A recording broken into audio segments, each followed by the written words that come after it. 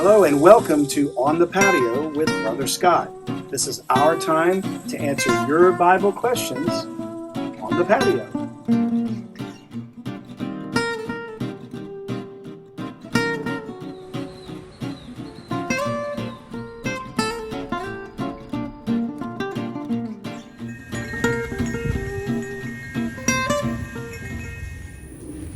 Hi, we're on the patio again. Welcome and thank you for your questions. It's a beautiful day today, a little cloudy and overcast, but we're enjoying the cool breezes we're getting here in Texas, so glad you can join us. Today our question comes from Mark in Corpus Christi, Texas, and he asks, what was the mark God put on Adam's forehead for protection from giants? Were giants around the Garden of Eden?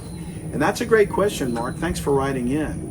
Actually, I need to correct at least one name in the question because it's a really good one. And it wasn't a mark put on Adam. It was a mark put on Cain, the son of Adam and Eve. And we'll read in Genesis chapter 4 where it says in verse 15, "And the Lord said unto him," to Cain, "Therefore whosoever slayeth Cain, vengeance shall be taken on him sevenfold. And the Lord set a mark upon Cain, lest any finding him should kill him." So the mark was upon Cain to prevent anybody else from killing him for vengeance of having murdered his brother Abel. I'm not aware of any mark that ever was put on Adam or Eve for that matter. But the real question, and the one that intrigued me the most, is when he asked, were giants in the garden? And that's really interesting.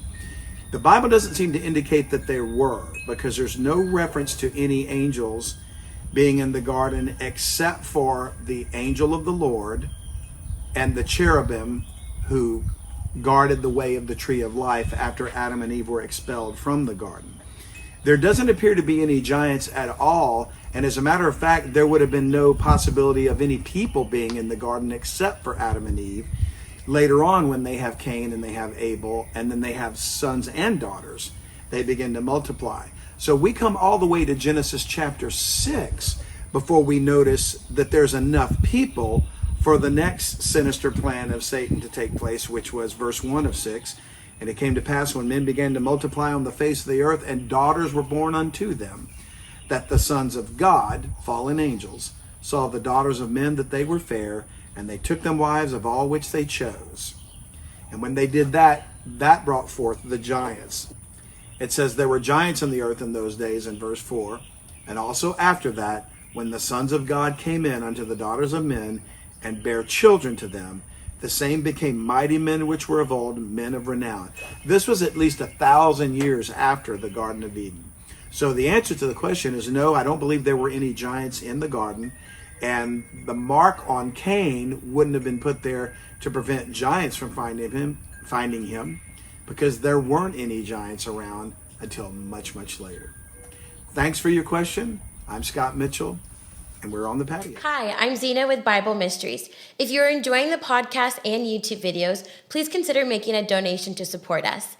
Your tax-deductible donations can be made through Unlock the Bible Now at utbnow.com. Thank you for your support.